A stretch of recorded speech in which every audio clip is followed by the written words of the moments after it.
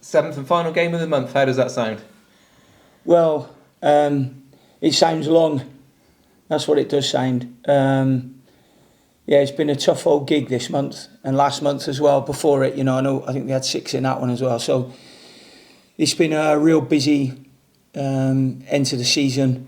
This month has been, if I'm brutally honest, a long one. So yeah, but all in all good. All good.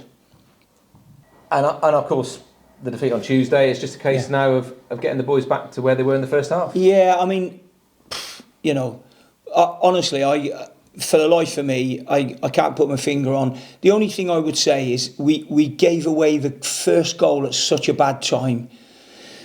Had we done better in that moment with our decisions, I think we would have gone on and won the game. I just think that goal so early after being so dominant in the first half, I think it shocked us all. I don't think I've been annoyed at a defeat more since I've been here with that one, because we were, in the first half, we were absolutely first class. Really, really good. Some of the football I think that we've played in parts this season, that wouldn't have been seen at Cheltenham Town. Ever. So I think the lads have done a brilliant job on the training ground and in the games. And I just can't put my finger on it. The other night, I thought to myself, did I make a mistake at half time? Because I went in and I said to them how well they'd done. I just thought there was a couple of little things that we needed to perhaps up the tempo, have a little bit more penetration in that first half. But I thought the patience and I thought the football was excellent. I really do. I was so proud of them the other night. Told them well done, not over the top well done that they went out and we were like that. I just think that goal changed our mindset. And what it did do, of course, it gave Tranmere a lift, who are not a bad team. I watched their game the week before when they actually played Bristol Rovers, and I thought Tranmere were decent. I really do. So it's funny how things like that can happen. And obviously, after half-time and it happening so early, there is no time to reset unless you want your goalkeeper to go down, that seems to be trending. So you can get the team in and give them another team talk and all of that, but that actually won't be for me. I don't think I've ever done that, and I'm not about to do it either. And I guess the other pleasing thing, if you just take it as a 45 minutes of football, you made 5 changes to that side as well, and they picked up and done exactly what you wanted. Yeah, they did. I mean, this is when we do our workout on the training ground. We have made sure that everybody is included in it. We don't just do an 11v11 and say, off you go. Our pattern work will be functional. And if we have got 20 outfield players, they'll all do it. They might do it in a starting 11 and then whatever the other 11 are, whether some of them are going to be subs or in the squad. But we've done it with them all the time and rotated them. And that has been, I think, beneficial to those lads when they have stepped in. So I wasn't surprised the other night that we played well. I was just probably disappointed with the start of that second half. There's just one moment really that sort of grates with me. But yeah, that's all gone. Got rid of that after the game. Training today, good. Everyone was refocused, so we look forward to this last game of this month. Yeah, and the last away game of the season against the Bristol Rovers side. It's a very different one than the one that you met in November, isn't it? It's almost like completely different outfit, really. New management, new players. Yeah, lots of changes on and off the pitch. Lots of changes in their squad. Lots of new players in. So yeah, we've pretty much, though, those new players have been in for a while now. So we've been able to look at quite a few games this week. So we know what to expect. And a game of two clubs who had a difficult start to the season and have got themselves out of it, really, with some hard work. Yeah, I'm sure there's been, well, we know there's hard work here, and I'm sure there's been hard work that's gone on there as well. But it's the only way you can get out of it. I think that if you look at it, the changes that have been made at both clubs on the field have really, really benefited those two clubs that you're talking about. So, you know, we're certainly pleased with ours anyway.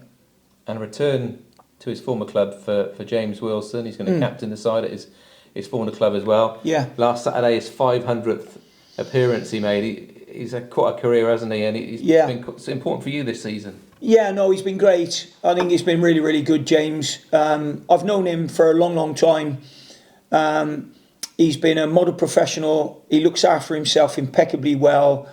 I'm not sure I know someone who's 36, 37, wherever he is now, 37, yeah. as quick as he is. He's just almost, it's a freak of nature, really, that he's still got that blistering pace at this age. So, yeah, I mean, all credit to him, and now he's looked after himself. You know, he doesn't miss a gym session. He'll always be there on time. He's responsible, clean living lad. So, you know, if there's ever any young pros that need to look up to anyone in the dressing room, then James, I would be looking at him if I was one of them. Yeah, and as you said, a good guy to have in the building when you've got the academy lads here as well to captain your squad. Yeah, why not? I always think the young lads, you know, I've been lucky enough throughout my career of managing where I've had, you know, some really good people in the dressing room, some really good professionals who look after themselves. And I think they're invaluable. You know, you've got the likes of him, you've got Joe Day, you've got Luke Young. You know, you won't go too far wrong if you mirror image what those three guys do. And it's no coincidence that certainly James and Joe are doing as well as they're doing in the latter part of their career. Obviously, Young is younger than those two, but it's no surprise. So, looking at Bristol Rovers, they seem to be one of those teams that like to hit on the break. Is that fair? I don't know so much about it on the break. I think that they can be quite direct. So sometimes when you're not hitting on the break. You can hit on the break if you're doing that. Our focus probably going into this game has been more about us and what we do. We know the threats that they're going to pose. We know that. They're for all to see. But really it's about what we do. That's what really, really is important for me. And you're going to have great travelling support. It looks like around about 1,200. Oh, brilliant. Taking that short trip down. That's going to make a big impact, isn't it? Yeah, that's great. It's nice having a short trip, even shorter trip for me as well this weekend. Yeah. So, that's brilliant. I didn't know that. I didn't know we'd sold that many, but that'll be great. Yeah, it's going to make a big atmosphere as well for the away game, isn't it? Yeah, well, it's a good game, isn't it? You know, just down the road from each other. So, yeah, brilliant. And 27 years ago this week, you were steering Cheltenham Town into the Football League for the first time ever. Right. Is that what it was? 27 years ago this week. I mean, it's 30 years in management. Here you are back at Cheltenham Town. Is 31, it feel surreal? 31, yeah. I think it is. I started in Sligo before. 96, wasn't it? 30. Where are we now? 26, yeah. Yeah, fantastic. Life moves on, doesn't it? Yeah, my God. What a night that was. Yeah.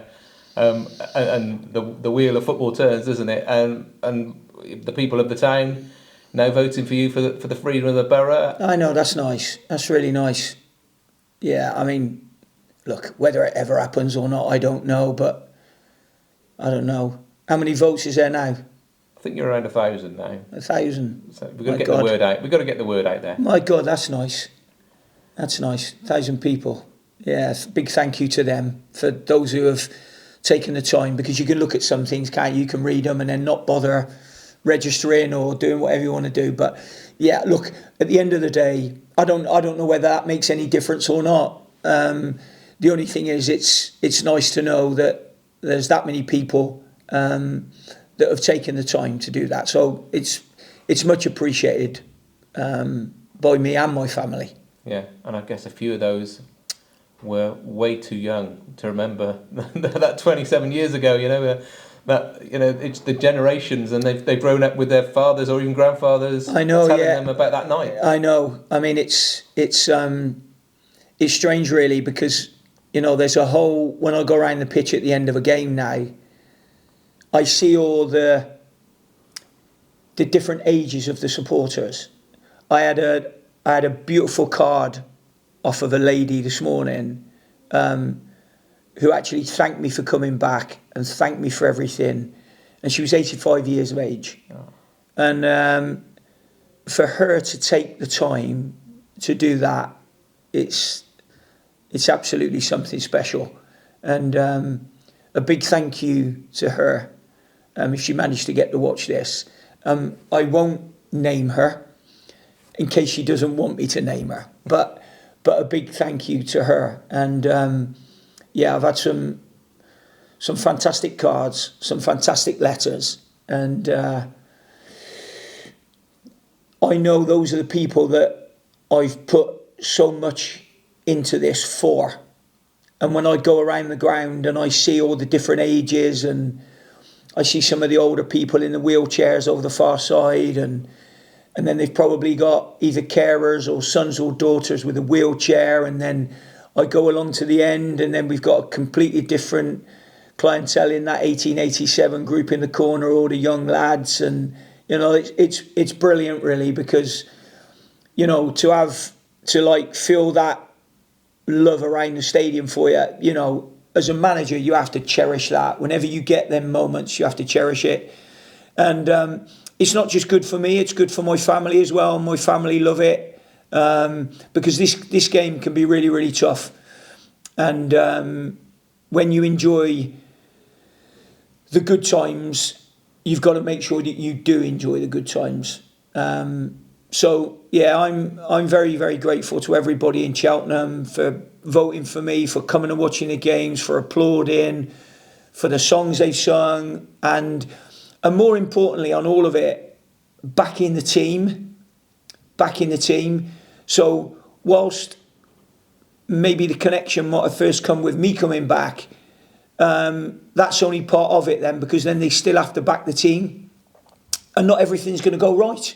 Yeah. And they've done that absolutely to the hilt, and it just makes us a better club for all those people that come and play against us, for all those teams that come to us and they see how our supporters were and are. I thought they were a bit quiet the other night, mind, but I thought that was probably like we were in the second half. But that's going to happen sometimes when you get those, I don't know, them good moments. I think we've been stretching our performances. You've only got to look at probably the best. Manchester City, Arsenal, they've been up there all season. If you look at Manchester City last night, they just weren't quite as sharp last night as they were at the weekend when they played Arsenal. And that's because of all the euphoria of what happened with them beating Arsenal at the weekend, the great high that they get out of it. And what I talk about is that low, trying to get them back up as a high again. If you look at Pep last night, he was slightly agitated. And I thought, I know exactly what you're going through, just on a lesser level. So that's probably why in the second half the other night I was agitated, because your players can do better. It was no coincidence that the running stats were down the other night in the second half. No coincidence whatsoever. So that's why I said a few games ago, all I want the boys to have is the energy. And if they haven't got it, we need the energy to come from the crowd for us. So yeah, that's the end of that one. Well, hopefully 1,200 will have big smiles. Yeah, that'd be great. That'd be great. Thank you. Okay. Good luck.